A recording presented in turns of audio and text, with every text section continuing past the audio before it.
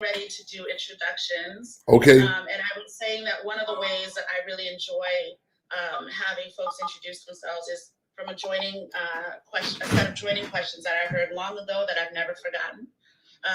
Many people can learn about you and Frederica from Google. And so what can we share with the people that isn't available on Google? So I ask you as you introduce yourself to everyone today, who are your people and where are you from? So Frederica, I'll give you a moment to begin and then we'll pass it over to Chairman Fred to answer the question as well. Oh, so you want me to begin? Please. Oh, let me see. So who are my people? Who are my people? Because my family of origin is getting smaller and smaller, and I'm becoming closer and closer to becoming the matriarch, which blows me away. My people are my community, and I saw that this weekend. Oh my God, I saw it this weekend so profoundly when we unveiled the bust of Huey. It didn't matter that I didn't know these people and you couldn't even see them, the crowd. But what I felt, there was so much love when I go out when I walk around my neighborhood, it's my people. And when I'm in the grocery store, those are my people. So my people are my community that go beyond blood. And it's here in Oakland, but it's not limited to Oakland. When I come to Chicago, I know that my people will be there. So my people are growing, actually, rather than decreasing the older I get. Raymond, there's too much music in the background. That's my people. And what was the other question? Where are you from? And you told us a little bit about that. Yeah, I'm from Oakland. There's too much music in the background. Born in Oakland, retired from my job in Oakland. Not even very far. I haven't gone very far, but it's been a lot of life in between. Well, Frederica, thank you so much, and I hope you consider us your people this evening. Oh, definitely my people. Okay, Chairman Fred, good evening. And it's your turn. Who are your people and where are you from, Chairman Fred? First and foremost, let me premise with this. It's good to see my sister comrade Frederica again. I have not recovered or not come down from the phenomenal events we just had. So forgive me, I'm kind of moving fast. But I relate with Sister Frederica just laid out. The area here, Chicago, Oakland. That's my best. That's what keeps me alive. Those who I have been fortunate, as well as quote unquote unfortunate, to come in contact with. When I say quote unquote unfortunate, many people that I mentioned the other day about a lot of people that we come in contact with and struggle. It's some unfortunate circumstances. But I met the best, through people, and sad to say, through struggle a lot of times. In fact, I think there was a quote the Minister UAP News said, his mother said, a preacher said, a certain amount of suffering is good for the soul, and it's it's not good circumstances, but I have under contested conditions. I've been fortunate, to be embraced again, by on an international level. I make a quote unquote, this is a joke, when I say I can go any place on a one-way ticket, and that's in the world, regardless of language barriers, regardless whatever the situation is. Again, that's my people. That's our people. Thank you for that. Yes, the world is ours, isn't it? And that's what we want to make sure our children know as well. So let me tell you a little bit about what our goal is for tonight. Our session is called Raising Revolutionary Children. And our hope is for our audience to hear their thoughts and their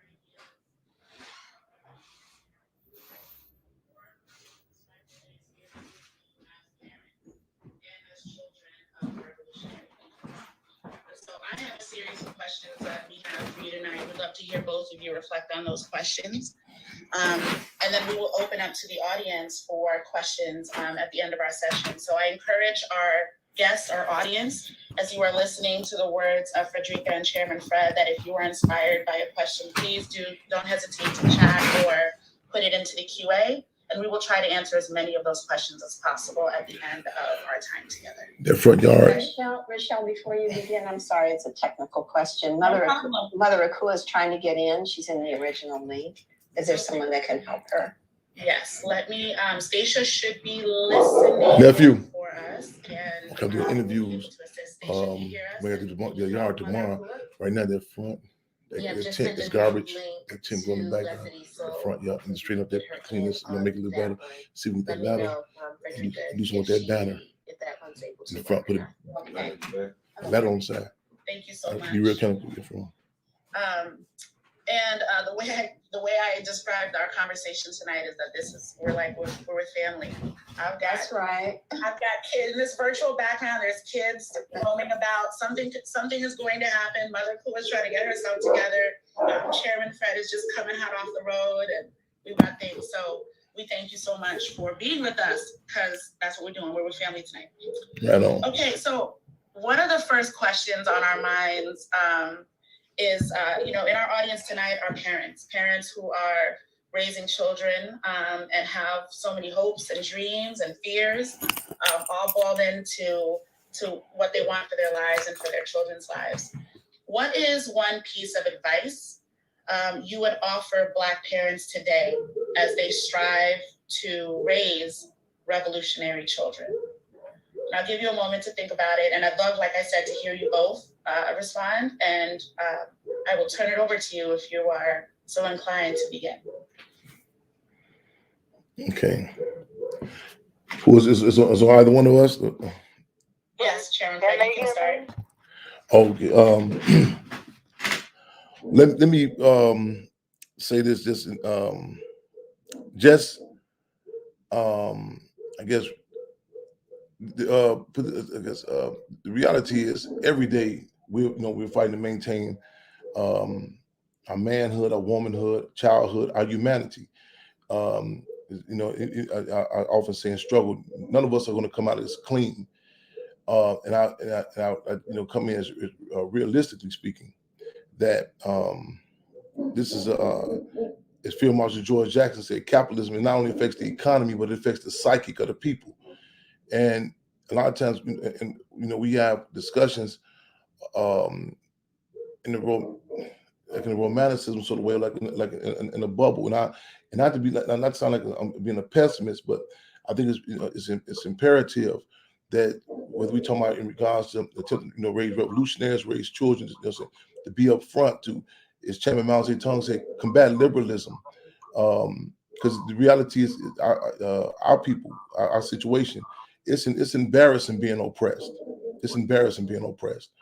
And I think about like in dealings, all children are subjective. That was a scene, an assessment that Asada Shakur had talked about in her book, where her daughter had came to visit her inside the jail, and her daughter couldn't really understand why her mother just couldn't come out. And in children, again, a lot of children they're subjective because lack of experience. Like most children see their mother as just their mother, no one's daughter or wife. Their father just their father, so on and so forth.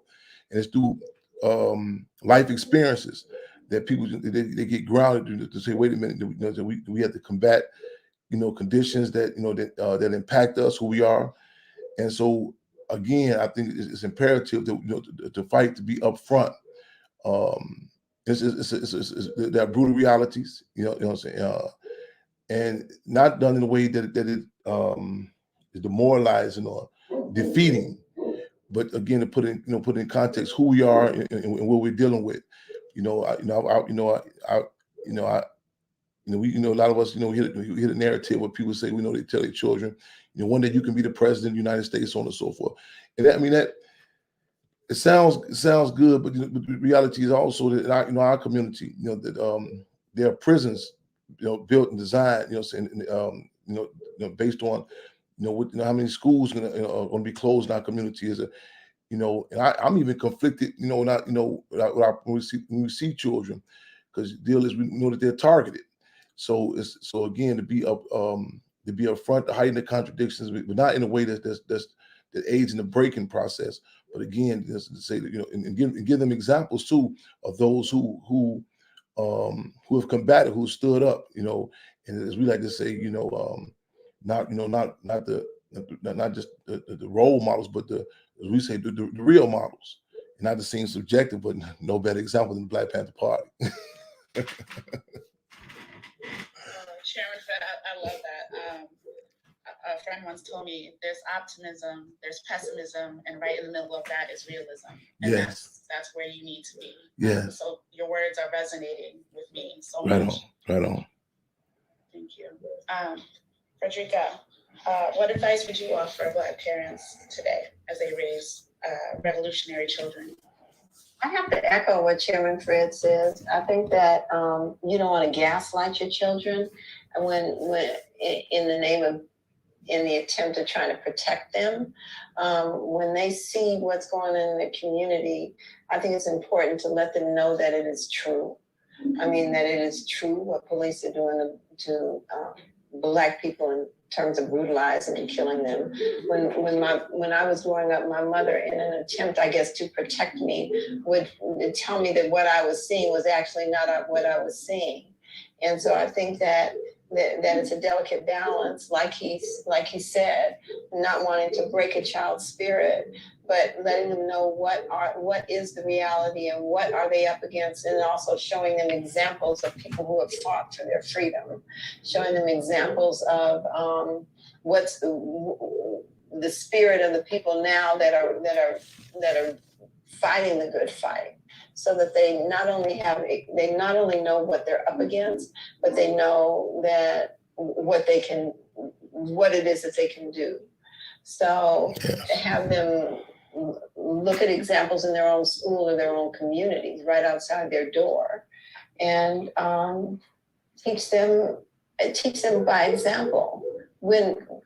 When I was growing up, I still remember what the textbook smelled like when we got it fresh off the press at the beginning of every school year.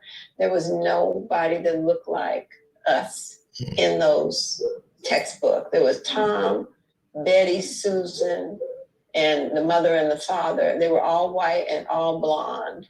So we didn't have examples of anybody that looked like anybody I knew in those books. So I think it's that parents have to do what they're doing. If they're already on this Zoom call, they're exposing their children to the realities, and so they have to go beyond what the school is offering, so that these kids know what exactly they're up against, and give them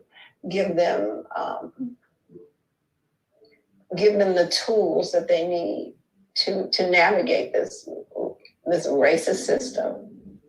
I remember my granddaughter, she told these public works workers pulled up on the side in the schoolyard in their truck, and she went up there and told them, "Hey, you're not supposed to be on this truck. It's dangerous. You're not supposed to be in the schoolyard with this truck," and which is the truth.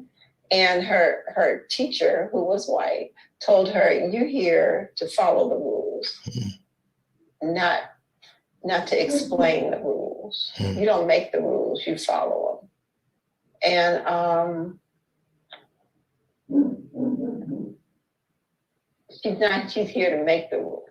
She's not here just to blindly follow the rules. So, just expose your children to the other side of that, the people that are doing the work in this community. Right on.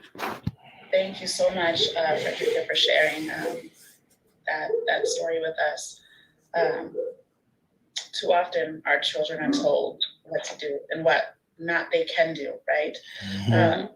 I do want to pause for a moment. I noticed that Mother Akua is now in the room. Mother Akua, can you hear me?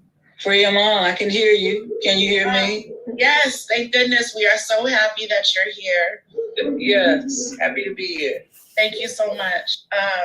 I do want to provide you with an opportunity to greet the people, say hello to the people, and introduce yourself. And I asked Chairman Fred and Frederica the same question, so I'm going to ask you the same question. Who are your people? Where are you from? Say hello to the people. Free them all. That's our greeting when we say hi, goodbye. Like in the days of Black Panther, we said power to the people, which we still do. And that means that we have to fight for power to be in the hands of the people. And it's important that that's your greeting all the time. Power to the people, free them all. Because our people are locked down in concentration camps wherever we're located, children, men and women. So it's very important that we keep saying that and start fighting to free them all. And as Chairman Fred Hampton Jr. said, free them all and let the people sort them out. You know what I'm saying? Give some people justice to whatever alleged crimes they committed. Well, most of the people, all people are there through a system that did not have their interests, nor did they have a jury of their peers. My maternal and paternal side of my family were from Tennessee. My mother from Murfreesboro, my father from Smyrna. My aunt introduced them when both of them were in Chicago. So although they lived in neighboring little hick towns in Tennessee, they met when they were in Chicago. My father thought my mother was rich because she made her own clothes that she saw in a magazine. And she thought he was rich because he ran the bar, as they say it. He set up the bar to get drinks for people. So they had I was the oldest, their oldest child, and I was a daddy's girl for about a few years. And I grew up mostly on the west side of Chicago, and ended up at Wright City College, where I first met Chairman Fred face to face. So, did I answer your question? Oh, yes, you did. Yes, you did. Thank you so much. We talked earlier about the ability to connect with people in all ways, not just across the world, across the nation. And we're just so grateful to be able to connect with you via Zoom today. So thank you for being here, Mother Colette. Thank you. So we were just talking about what it means to raise revolutionary children. And Chairman Fred and Frederica just shared some words of wisdom with us. And I was hoping to hear from you. We have so many parents in our audience today. What piece of advice would you give Black parents today as they are raising revolutionary children? Well, first we have to define what we're talking about when we say revolutionary children, because I hear so many people saying they are revolutionary or they're the vanguard, and I ask them, what does that mean? And I have a different understanding of that. So first you have to define what you're trying to pull off. I don't think anybody can make a decision they're going to raise a revolutionary child.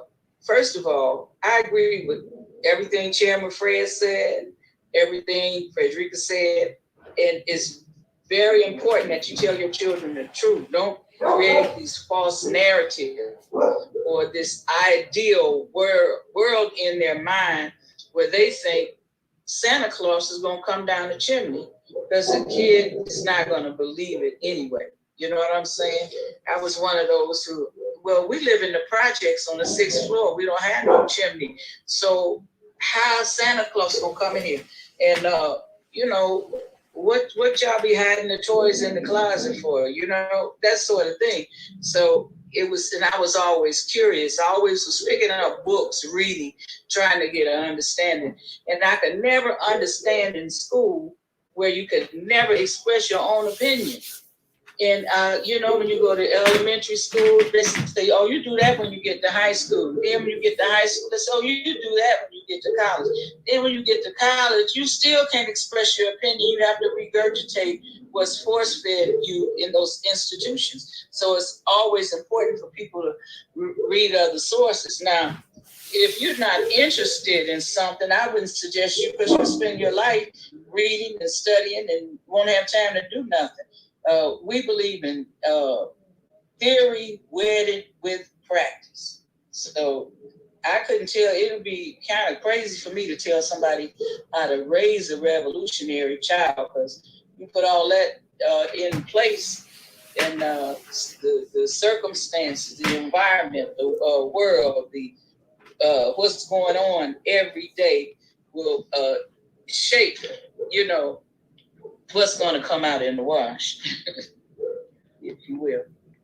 That's the truth, right? And I'm so thankful for your perspective on that. I want to say, both you and Frederica talked about books in your responses. And here at Reconstruction, we're all about the books, all about the knowledge. And our parents are always asking us, well, what should my children read, and where should they go for more and more? I'm curious about memories that you have. What do you remember reading with your parents or your children that shaped your identity as a thinker? What book stood out to you, and what idea or feeling did it impress on you? I'll give you a moment to think about it. I'd love to hear from all three of you on this one. There's probably so many books, so I'm going to ask you to make the very hard decision of choosing just one or two to share with our audience today. I can't think of a book that shaped my opinion or forged who I am. I think of experiences, that I had when I ran out of the little corner store when I was a kid and ran into a car, and the police was over there, and I was scared. I ran home and I was scared they was going to arrest me or something. When people were shooting under the viaduct, I was going to a school that they transferred all the black kids out of, and we had to start going to school half a day till they built the new school, but coming under that viaduct, there was shooting going on. I remember the girl that started me to kindergarten, or first grade, whatever. When I started school, she used me as a shield to have behind me while the shooting was going under the viaduct. I remember going to school half a day till they built the new part of the school. I remember, wow, I think things that I experienced shaped. And so far as, I couldn't think of a book right now that I would recommend if they're going to learn about being a revolutionary, the Black Panther Party or something like that. I really hope that the most accurate information is in the movie Judas and the Black Messiah.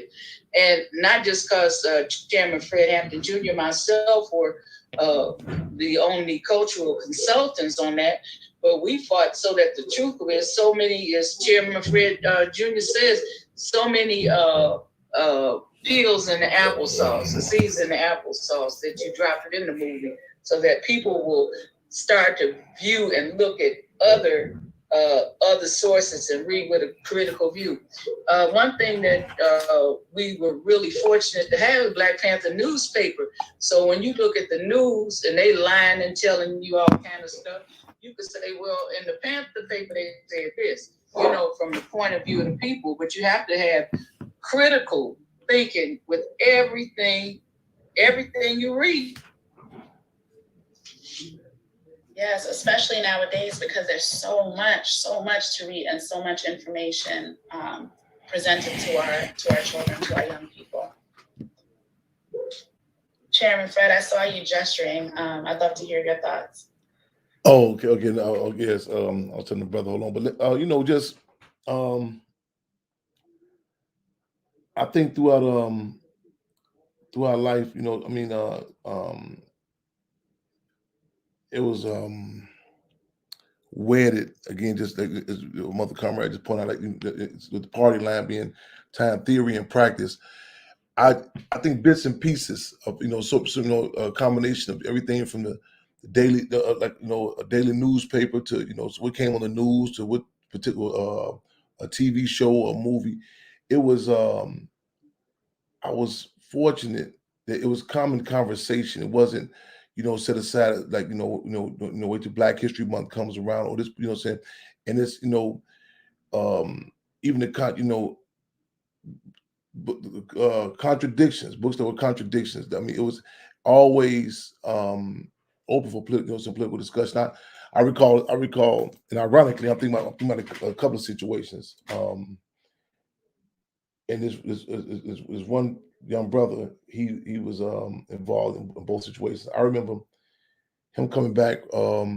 He went to another school. He went down to school, St. Basil, and I remember this. He brought this book back, and it was like it might have been called Sambo or something. But I mean, it was Black Sambo yeah, and his Mambo. yeah. And he brought it back, and I remember. And how was I? What 7, 8, 6, if that? And I remember, 7, 8. I remember Mother Conrad Cool. I remember this. I mean, she was she was intense. She was on 10 about it. She was heated about it. And I remember, other parents in the community. I mean, they was kind of laxed about it, like it wasn't a big thing. But I recall that, and I recall, saying, how, how she, we downstairs in the house, and she not just said it to me or him that this, the issue about this, and not just, remember her going up to the school. Again, I didn't go to this school, and and I recall her pointing out, and it had became a conversation, in the community, and even up until now, everything from bogus books or unauthorized books or movies or everything that it being intertwined, and people I'm talking about like even struggle. There's a misconception in many cases that you can say that we can read, we read these particular books and we do the studies on, but for it to be intertwined, um in our everyday lives, so then in our relationships, our discussions, so on and so forth, and again, not saying, the scene, there was some stoic impression that that this is all we're going to talk about, but people be surprised how the politics impacts everything from fashion to clothes to books, how you interpret a book, the name of a book, and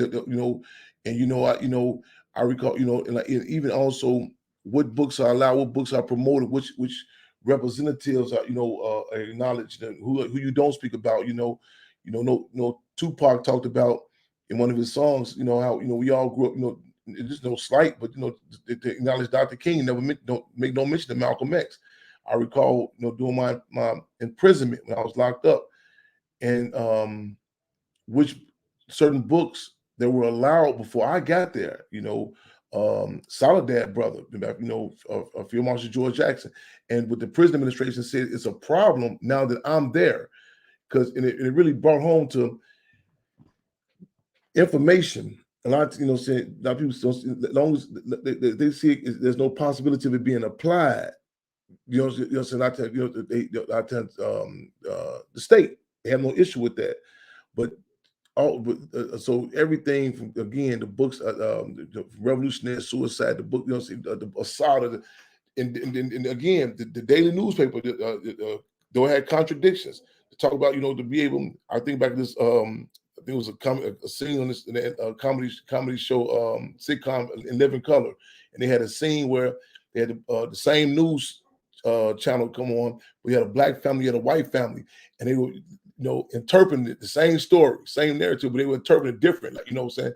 And that's so everything, every book, so we come across, I think, even, Greek mythology, in the schools, which books were put forward, which books were not put forward, and those contradictions, what I'm saying. So they all the good, the bad, and the ugly, has impacted me, what I'm saying. Again, I don't. It's hard for me to cherry pick and say, well, this book didn't play a role. You know what I'm saying? The misinformation that we were told makes me appreciate the information. Another prison situation, place Stateville, we call it Deathville, and the prison administration had made an actual rule that if I was caught passing any information, any books, any literature, I actually put together a newspaper entitled "The Communique" from inside the prison. And they say anything, if they could, call me talk, pass anything and anyone, I'll be, automatically placed in isolation, face the possibility of getting additional time tackled to my sentence. And I recall the situation where some brothers was upset because I wouldn't take a chance on giving one brother some books. And and I took a chance on another brother. And they were trying to, say, well, man, why is this? Do you have an issue? Do you have a problem with this guy? I said, no. I said, the stakes are high. I know the repercussion when it come down. I'm playing to win. I said, I see me giving this brother is an investment. You know what I'm saying? When they do transfer me, when they do give me the repercussions, this is going to be useful. I said, I didn't see it with this other brother, and the reality is, Black Panther Party said information is raw material for new ideas. So again, all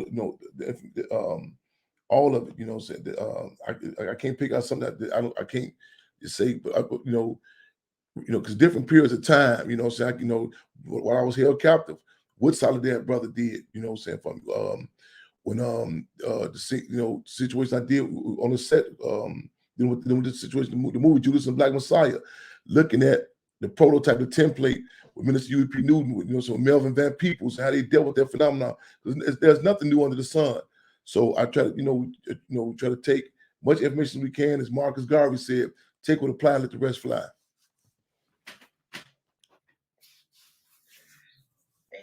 Thank you, Chairman Fred. I'm hearing you. All books are worth it, right? As Yeah. long as you come at it with critical thought and consciousness, right? Mm-hmm. So, Frederica, I do have a recommended reading list I will give before we leave out. Okay. Yeah. Don't forget to do that. Yes. We need that. Yes. Thank you That's so definitely. much. Yeah. Revolutionary suicide, Minister U.P. Newton. Right on. Right. Frederica, would you like to just share a final thought on that question? I would. I echo Chairman Fred and Mother Kua that it was not what I did read, it was what was not available. There were no books about Black people when I was growing up. Nothing in the schools, nothing in the school library. So I was more impressed by what was not there. And even on the television networks, you had Amos and Andy. On Sunday, we would be lucky if there were 5 movies that had Black people in them. Tarzan, Imitation of Life, Pinky, I Pass for White, and Green Pastures. That's it.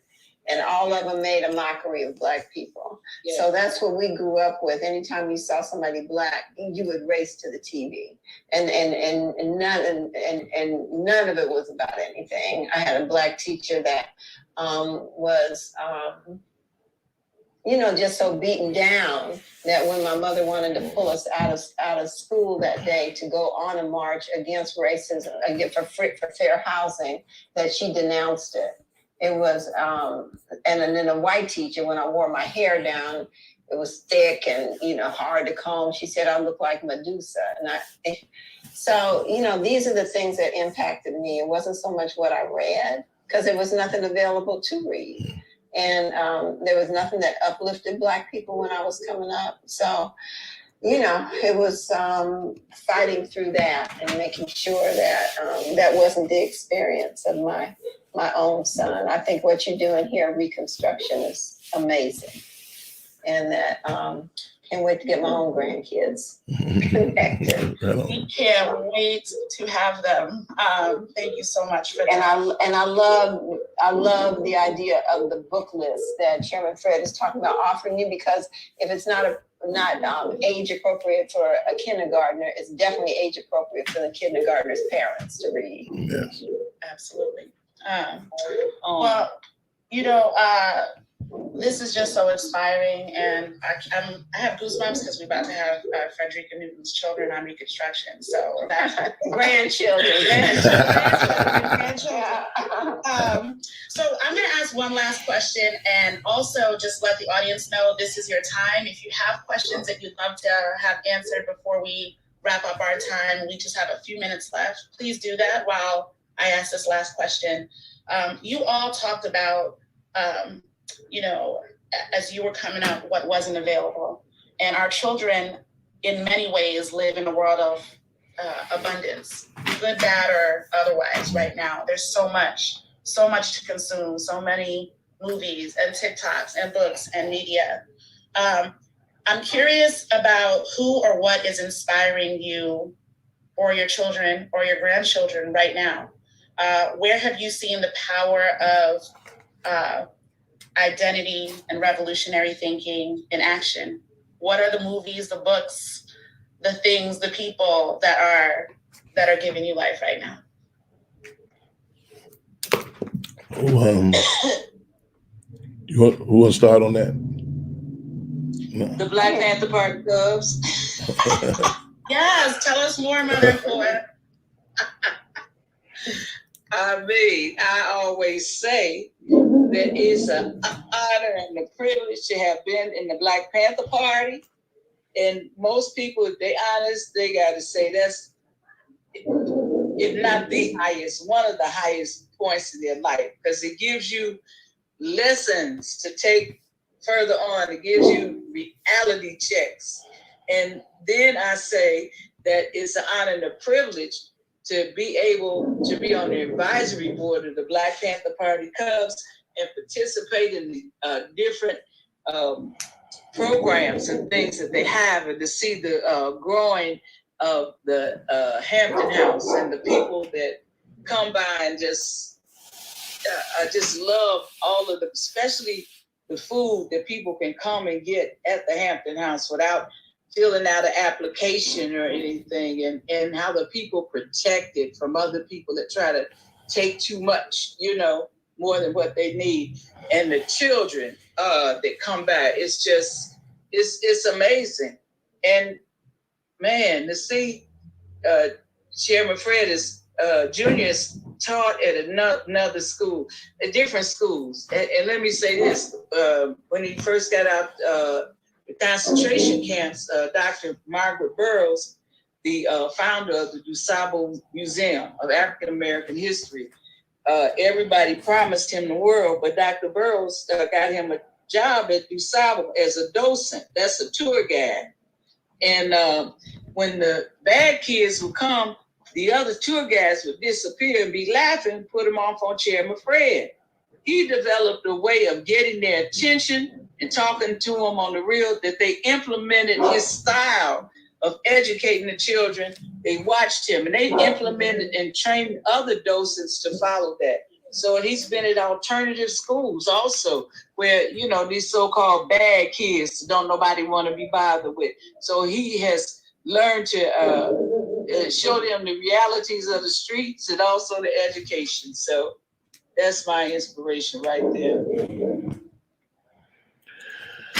Inspiration. Oh, I'm sorry. No, go ahead, Sister Conrad. Go ahead. Good. Go ahead. My inspiration was this past weekend, seeing those people gathering out there at the bus. It was storming. It was an epic storm that lasted one day. And then the next day was sunny. The day before it was sunny. And the people that stayed out there stayed beat up by that rain, beat up by that storm and the wind that blew all the tents away. And the people remained just standing there in that rain. And the opportunity to be in the company of Chairman Fred and Mother Akua in their hotel room almost brings me to tears. To see this mother and son still fight this fight after all these years, after all of the obstacles that they've gone through, I can't help it.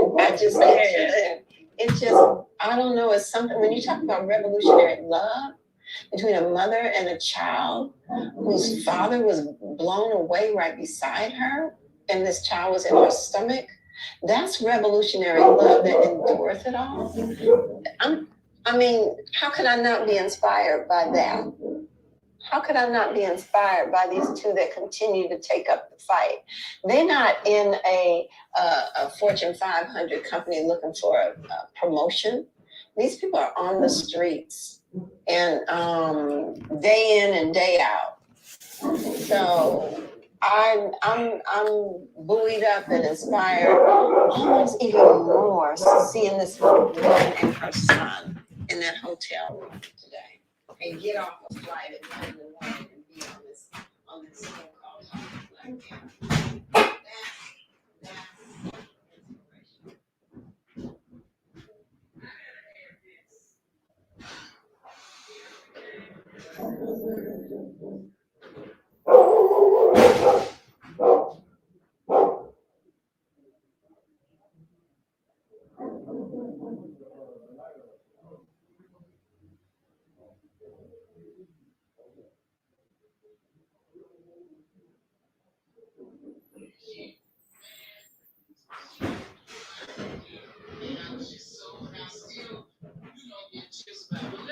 let me be quiet because you got another person ask a question. But I love this sister.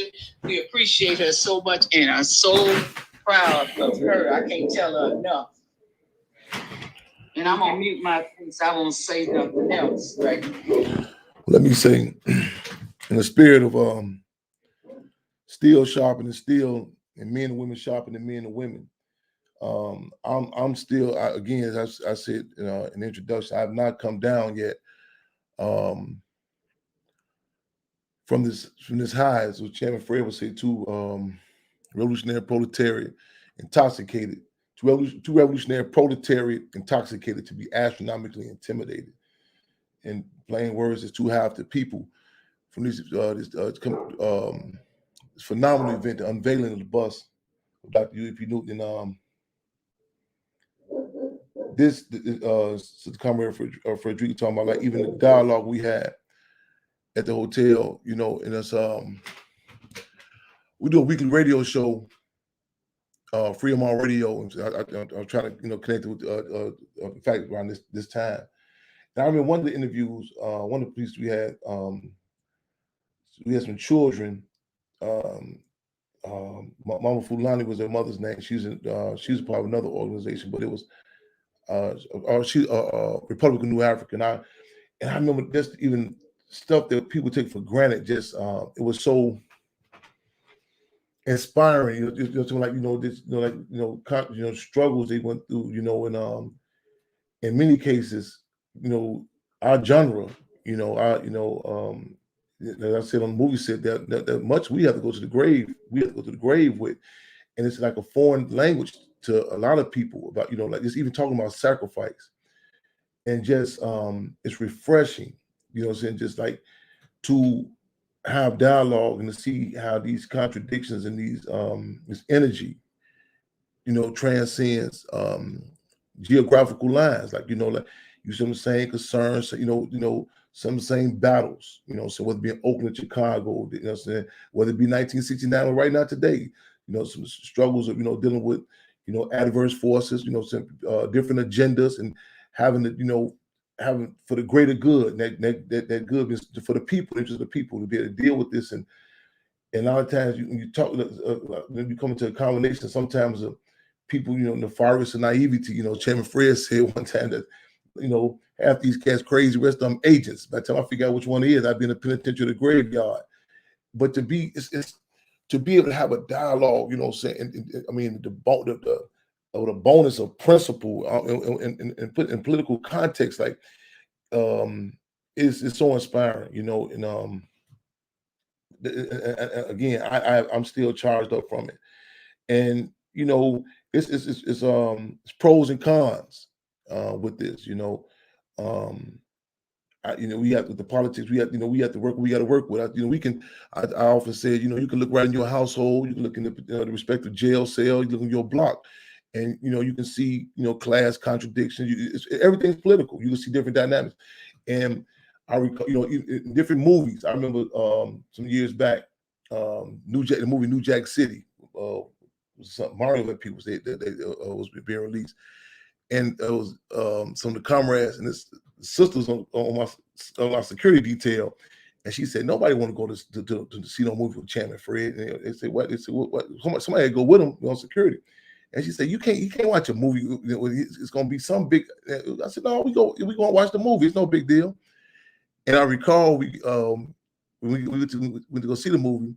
And I remember right in the middle, like in the introduction, I said, "Man, ain't no how they gonna make it like this dude that's created crack? Ain't no like we ain't created crack." And everybody says, we can't watch a movie." And then later on that day, we was coming out in this a big building in Chicago that was notorious for the drug trafficking, and people came out and said, "Man, they raided the New Jack City building." And I said, "See, I told y'all how propaganda impacts things." And again, it's sometimes you wonder if it's ignorance is a bit of abyss, but and then you have those quality moments. There's the unveiling of the bus, the events we had here on the 15th, back to back. 55 years later, and just people feeling open to talk about them and how it impacted. Different stories of how many you impacted their life, you know, in the Black Panther Party. And it has no expiration date, you know, and again, I like to quote Field Marshal George Jackson on this. He said, "Well, had it not been for the Black Panther Party, he don't know, you know, what have happened to him." And even in cases of defeat or, you know, setbacks, to be, I say, the politics, if nothing else, you know, provides you your sanity to be able to sum up what happened, what occurred, because in so many cases we're given, you know, so many, you know, the system. I talk about, you know, a lot of times we just see the police, and we dare not negate the impact the police have on our people. The Black Panther Party made the correlation. They talked about demagogic politicians, avaricious, greedy businessmen, the fastest paid cops, drawing this whole system, their school system. And I say, man, you think about how much, I mean, how much is invested in just not only attacking us, but you know, it's one thing to be attacked, but then to come out. I mean, this this country in particular is so Machiavellian. How it comes out, we come out, it's something that we done to ourselves. In Nazi Germany, they, you know, it's acknowledged who it's up front. They say, well, this is the ghettos were created back, you know, you know, the Fuhrer, Adolf Hitler, so on and so forth. It's twisted to believe that it's something that we created, the ghettos, you know, and it's again, even in setbacks, to be able to assess what's happening to us, you know, like when I talk about the, you know, situation in Chicago, which infamously was referred to as Chirac. You know, people say, well, how do we stop all this killing we doing? I said, whoa, who said that? I said that we doing all the killing here, you know, and it just, and it's a certain amount of confidence you have, you know what I'm saying, to be able to sum it up. And so, and you have to, like, to be able to see what, I mean, not with with unpoliticized eyes, see, you know, and again, because if not, you can get caught in defeatism and attacking yourself. So everything, every example, and when we get those moves where the people can relate to why we're here, and, you know, so why we at this event, why we acknowledging this, the impact of it, and, you know, what I'm saying, because, you know, so many times we gotta put the pill in the applesauce and get it past. But then, I mean, to be upfront and honest, I mean, to challenge that fear factor. This not whispering. The Black Panther Party, you know what I mean, upfront, you know, as opposed to it's inspiring. It's inspiring, you know, because it's a legacy that's under attack. Resistance is under attack, and I don't want to get too long-winded, but I talk about, like, even, you know, I grew up with, you know, we talk about even media. I said there were a few examples of on the TV show of, you know, just black men. And, you know, I say one example was James Evans in Good Times. Now I also say, have you ever seen them show him outside the house? And people say, wow, they know, under contested conditions. To have that, you know, back to Frederica, to Comrade Frederica just said about that. It was, we didn't plan it, that rain. That I'm looking at the picture still now. That was, the storm went down. I mean, it was, I mean, and again, there was people was, I mean, just staying out there. So the contested conditions, that's a different dynamic. I say to a lot of the conscious artists, a lot of times I say, you know, it's one thing just to say certain things, but I said, like a shadow boxer is a champ if you ask him or her. You know what I'm saying? So wait a minute, you know what I'm saying? You know, who have you got in the ring with? So that the sea situation like that, you know what I'm saying, under that storm, that weather, everything, contested conditions, see the people still just move forward. It's inspirational.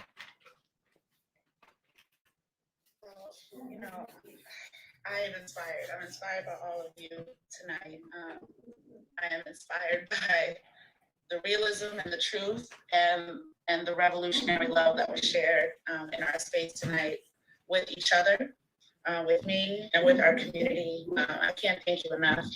I'm a woman of my word. I promised Mother Akua that she was going to get her rest time, and I'm not playing around with that at all. It's 8:30. Our time is I'm gonna get some rest. I hope you do. Everyone needs rest. Sometimes rest is revolutionary. How about that, right? 5 people done called me about somebody in their family died. I gotta relay this to Chairman Fred. Get on it. It's no rest. Yeah. We're gonna struggle to make it happen. We're gonna, because it's needed. Yeah, and, you know, we're gonna struggle with each other to make it happen. Yeah, you know. Yeah. Yeah. So I want to thank you all for your time. I know it's been a busy time for you. We are so inspired by all of you, and inspired by, you know, the children who are, you know, in front of us, have all these opportunities. And while our time tonight is coming to an end, I hope you know we're not done yet. Please join us this Friday as we continue to share the truth and to share the real.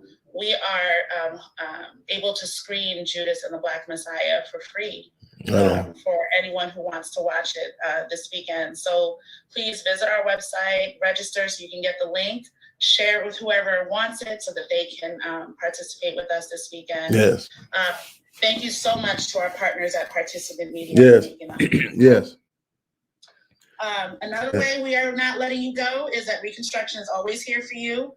Please visit our website to remain in learning and in fellowship with us. We have live classes available for children, for adults. There's something for everyone. So please, we encourage you to go to reconstruction.us and look for classes about the history of the Panther Party and everything else in between. We're also excited in the coming weeks to share a series on reconstructing Thanksgiving. We're going to be sharing resources and activities to reclaim the narrative of the Thanksgiving holiday as well. So thank you, Frederica Newton. Thank you, Chairman Fred Hampton Jr. And thank you, Mother Akua, for joining our community this evening. I just share tremendous gratitude and so honored that you were able to share yourselves with us last night. It's a true honor and a privilege. Well, thank you, sister. Thank Reconstruction. Shout out participant. Thank y'all. Appreciate y'all. And again, I'm just man, Revolutionary Love and Clinch Fist salute. Frederica Newton, the Comrade Akua and Jerry. All phenomenal events. For those who missed it, some pictures and videos posted. It was up the chain. So again, I'm honored and humbled to be on here. Honored and humbled. This period of time, we say politics is like real estate, time and location, all that's important. Man, yes. Oakland, California, you know what I'm saying? The birthplace. I mean, we grounded up, man, we did a series of events throughout the country. And man, right there in the villain of that bus, off the chain. For real. Right on. Done it without you. Yeah. Well, since we got your back like a backpack and your chest like a bulletproof vest, Frederica. Yes, indeed. Thank you. Good evening, good night, good afternoon to all of you. Thank you so much. Thank you, sister. Right on. Good night. Good night. Good night.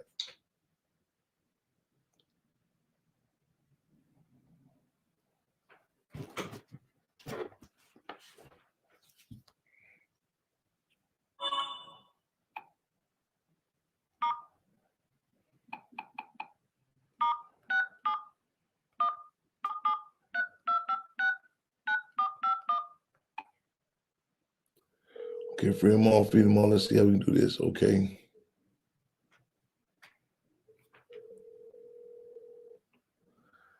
Free them all. Can you click over to the radio station? Yeah. Okay, free y'all. Y'all, we're gonna go to Fremont Radio. I flip this around. How you flip this thing?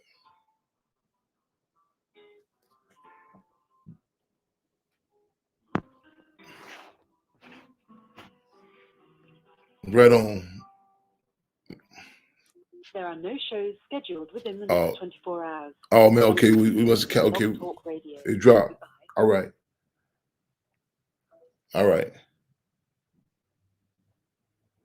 Okay, we're gonna close out. We for those who Fremont Radio, we got covered all this trying to be like do the octopus tactic, and I gotta remind myself, man, you're a Panther Cub, man. But again, we gonna keep y'all posted, y'all.